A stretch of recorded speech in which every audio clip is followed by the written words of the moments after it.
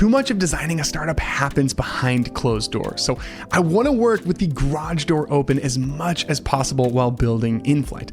You already saw a bunch of the nitty-gritty UI details, but when you're going 0 to 1 on something, the storytelling piece is often the hardest part. We've iterated just as much on that as the product itself. So this episode is a sneak peek of a recent presentation we had to give in front of a room of very, very smart people in San Francisco. And I'll even add a little bit of commentary here and there so you get the full behind the scenes. So without further ado, let's dive in. I'm Rid, this is Kyle. We've been designing products every day for 15 years, but in the last 6 months, everything has changed. With AI in the mix, you can crank out ideas faster than ever, vibe code, whole prototypes in a single morning, and pretty much everything about the product development process is accelerating.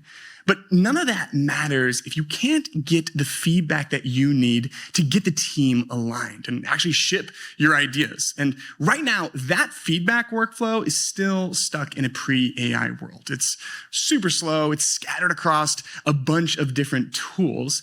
And it's pretty quickly becoming the rate limit for a world that's moving at the speed of AI. We need a modern feedback flow. So I want to show you how I use Inflight. If there's anything I've learned from these storytelling episodes, it's the importance of getting people to latch onto one key idea. And for us, it's this phrase that feedback is becoming the rate limit for a world that's moving at the speed of AI. A lot of this presentation is pretty loosey-goosey, but that sentence I made sure to say exactly like that because it's the core idea that I want to set the stage with.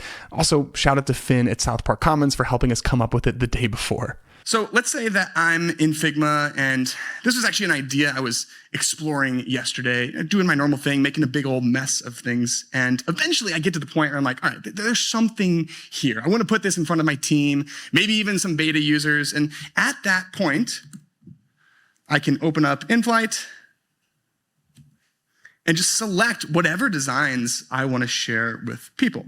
And this is going to automatically pull out these designs out of the crazy and add it into Inflight. Fun fact, we spent 6 months iterating on this product before we finally picked that blue color. And it was just about as flippant of a process as it gets. Now, you can kind of think about this as a container for any work in progress. I'm sharing mock-ups right now, but it could be Figma prototypes, a full file. It could be multiple lovable links, anything that I want to put in front of the team.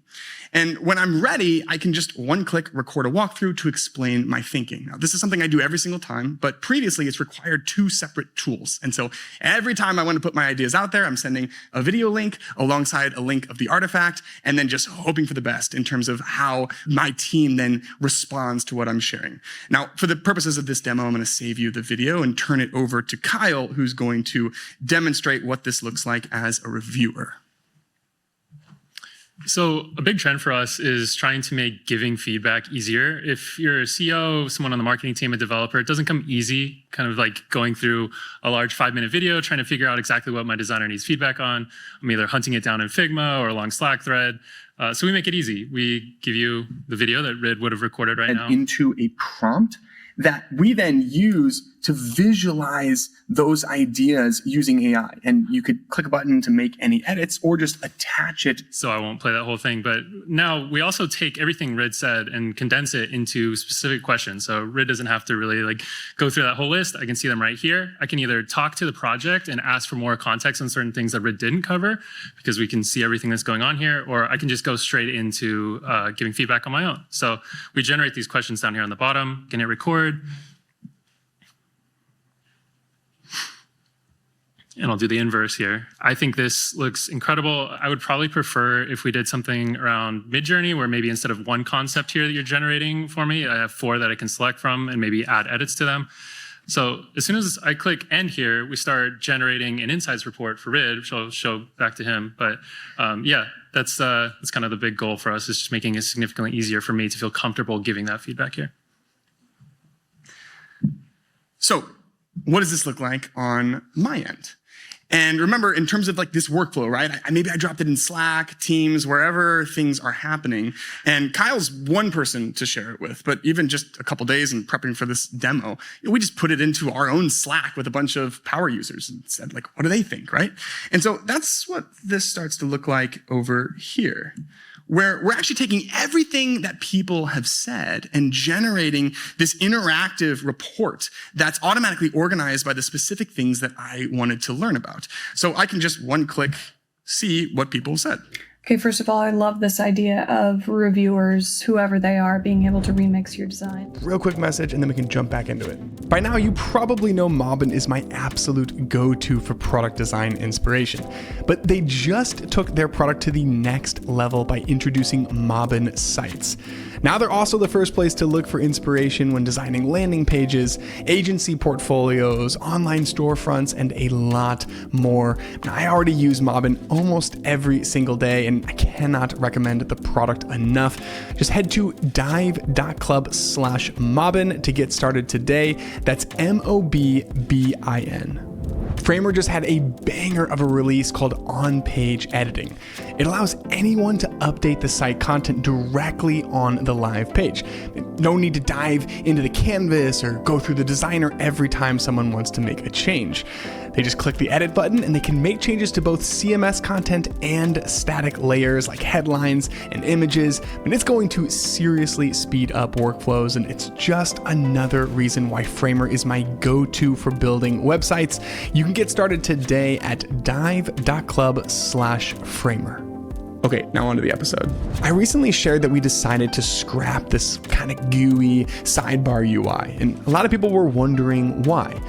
The reason is, instead of a separate granola style report, we realized that we should have more of an immersive view. So this now lives directly inside of the canvas, and we have these nice little smart AI summaries too for video responses. Now, I'm not gonna lie, it hurts to delete concepts that I genuinely like, but it reminds me of something that Saleo said in an interview where he talked about how designing a startup is a bit like building sandcastles. There has to be a willingness in that pre-product market fit era to just be throwing away ideas, to stand something up, spend a lot of time working on it, and then walk away from it because it's just a dead end. It's like making sandcastles. It's going to get washed away pretty fast, even the really great ones. That's fine. That's just the nature of the work. All right, let's jump back into the presentation. And I want you to pay attention to how I transition from the short run problems into the long run ceiling and where all this could go. Because one of the biggest pieces of feedback that I got while practicing is that you gotta leave people with an exciting taste in their mouth. So it's a nice way to kind of work your way very quickly through things at a glance. And the idea is, Kyle's only gonna give 2, 3, maybe 4 minutes of his time to give me feedback, and he can just ramble, and then we'll use AI to make it make sense. And if I want to dive deeper into anything that any individual said, I can view the full transcript, but we also have built-in version history too. And that way I have a single link that contains the full progression of a set of ideas and all of the feedback that I've received along the way, which is huge. I mean, I can't tell you how many times I've just scrolled endlessly through Slack looking for that one thing that my PM said. But it's not just about solving short-run problems. By building a tool that's tailor-made for this specific workflow, we're collecting a new type of data and really learning about how your team operates and how decisions are made, what the collective taste of the org is. That allows us basically to do a lot of interesting things. And so I'll just tease one of them, which is what Kyle was showing and what we were getting feedback from our users about is maybe as the CEO, I'm just kind of rambling, and then we actually use AI to visualize your ideas and allow it so that anyone reviewing my work can remix my designs in real time, and that's submitted as a part of the feedback artifact. And that's just like a little tiny glimpse of what we believe the future of an AI native feedback platform looks like. By the way, if you have any feedback on this episode, definitely let me know. I'm trying to tell this behind the scenes story in a way that is interesting and helpful, and honestly, just what I would have wanted to see before beginning this whole journey. And lastly, if you know any full stack developers in New York City and you find this vision inspiring, we are hiring. So definitely ping me.